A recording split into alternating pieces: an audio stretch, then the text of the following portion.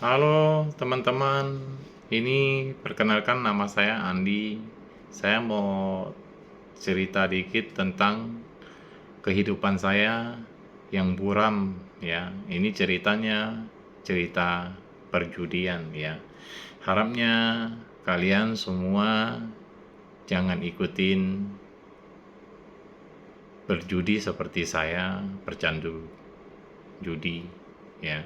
Ini saya mau cerita dikit tentang kehidupan saya ya. Sebelumnya kalau umpamanya Anda masih mau berjudi, sekaya apapun Anda, sejaya apapun Anda, itu calon masa depan kebangkrutan kalau masih mau berjudi ya.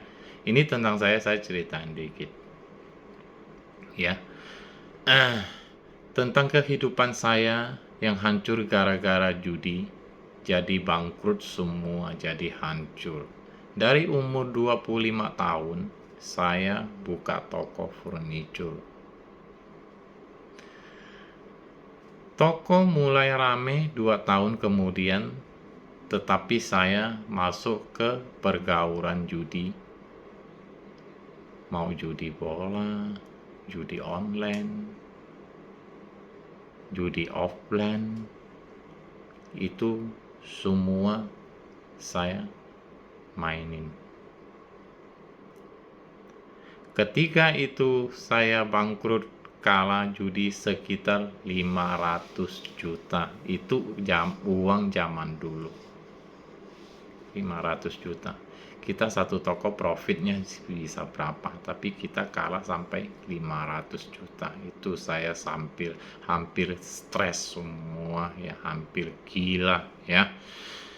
Modal buat usaha, jadi saya pelan-pelan bayar cicil ya.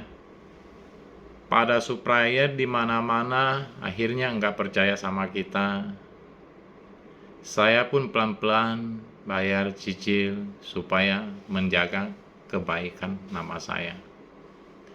Setelah setahun kemudian saya bisa bayar utang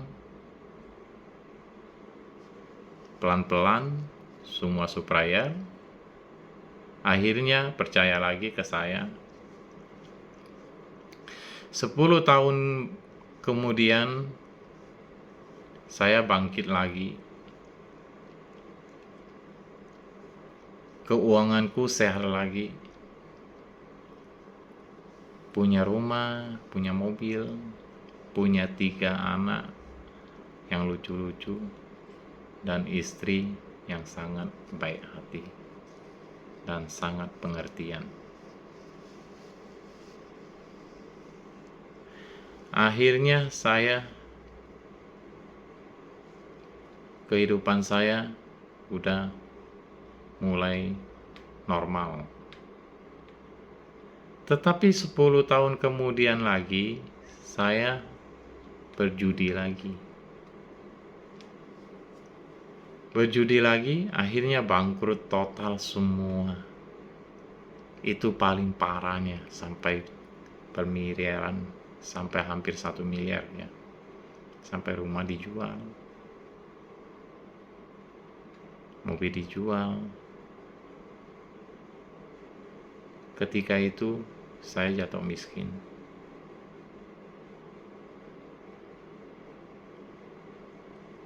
Pemikiranku udah kemana-mana. Tidak sehat lagi. Pemikiranku tuh kesannya ya pingin akhiri hidup lah, gimana lah, atau seperti apalah gitu. Pokoknya nggak ada jiwa perjuang lagi, tidak bisa bangkit lagi. Akhirnya saya menangis. Saya curhat kepada istri saya. Apakah kita masih bisa bangkit, atau selamanya kita udah miskin begini? Yang ketiga saya yang paling menangis, yang sentuh hati saya, itu saya lihat anak saya. Kenapa saya jadi bapak? tidak bertanggung jawab dan sebodoh itu.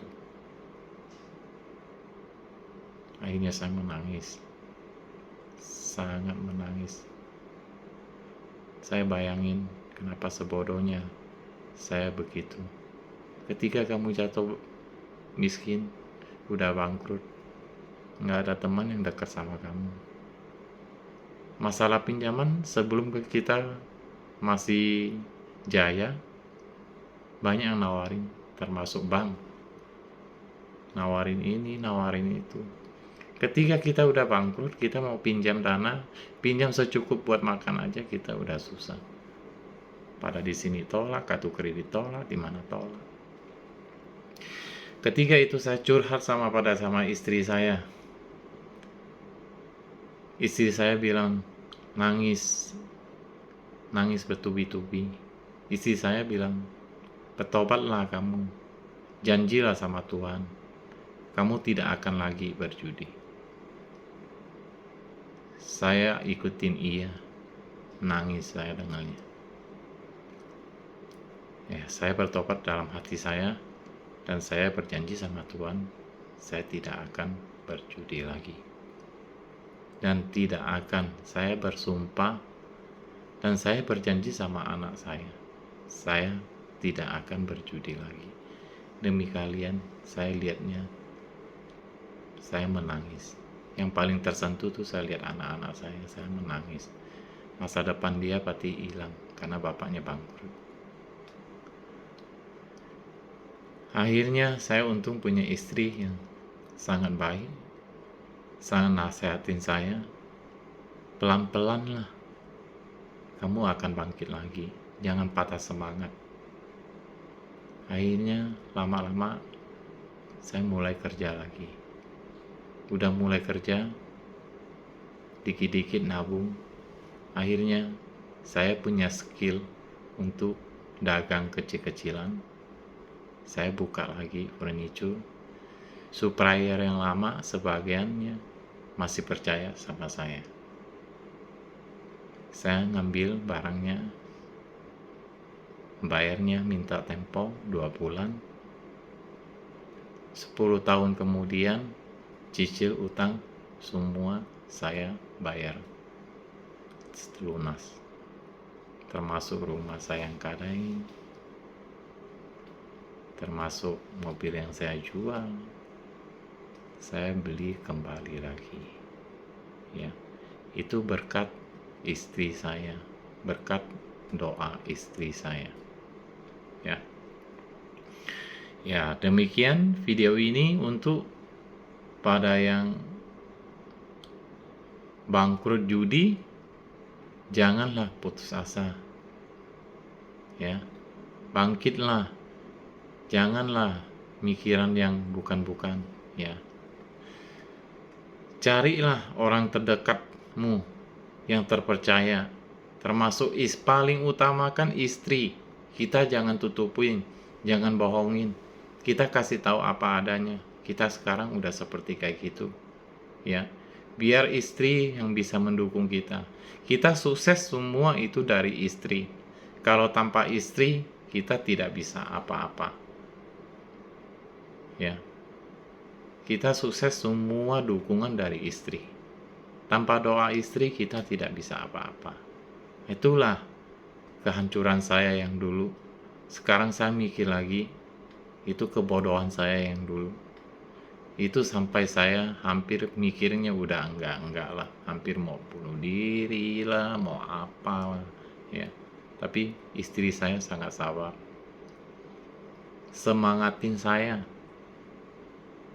Saya udah berulang-ulang kali, udah jatuh bangun, bangkrut itu gara-gara judi. Tapi istri saya tetap semangatin saya. Ya, ini terakhir kali saya udah berjanji sama istri saya. Saya udah berjanji sama Tuhan saya. Saya udah berjanji sama anak keluarga saya. Saya tidak akan berjudi lagi. Kalau saya akan berjudi lagi, mendingan aku bunuh diri. Ya. Judi itu sangat jahat. Kalau udah bercandu, di situ udah susah. pergaulan kita. Kamu nggak mau main, dia ajakin. Ya, terlalu selaka pikirnya. Kalah 1 juta, pinginnya 2 juta, kalah 100 juta, pinginnya balik kembali. Kalah lagi 200 juta, pinginnya balik kembali 300 juta. Saya pernah kalah sampai 1 M. Itu 10 tahun yang lalu. Ya.